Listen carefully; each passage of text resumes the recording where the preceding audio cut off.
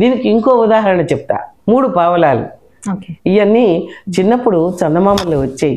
చందమామల్లో వచ్చే నీతి కథలు ఎంతో మందికి జీవితానికి మార్గదర్శకంగా ఉండి ఉపయోగపడేవి. ఈరోజు చందమామలు లేవు, చదివే వాళ్ళు లేరు.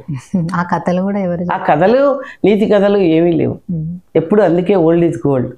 ఈ 3 పావలాల కథ ఏంటంటే, ఒక కొడుకు సోంబేరిగా తిరుగుతూ ఉంటే తండ్రి అంటాడు, ఆ రోజుల్లో పావలంటే విలువ, రోజుకి 3 పావలాలు సంపాదించి నాకు చూపించు, అప్పుడు నిన్ను అంటం మానేస్తా అని అన్నాడు. కొడుకు ఏం చేశాడు, సరే నేను తెచ్చిస్తాను అని చెప్పి తల్లి దగ్గరికి పోయి గారాబాలు పోయాడు.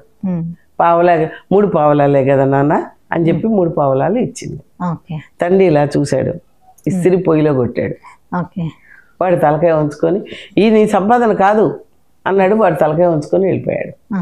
వెళ్ళిపోయిన తర్వాత మరుసటి రోజు వాడు నిజంగానే ప్రయత్నం చేశాడు రోషానికి పోయి. మళ్ళీ దొరకలేదు. వాళ్ళమ్మ మళ్ళీ 3 పావలాలు ఇచ్చింది.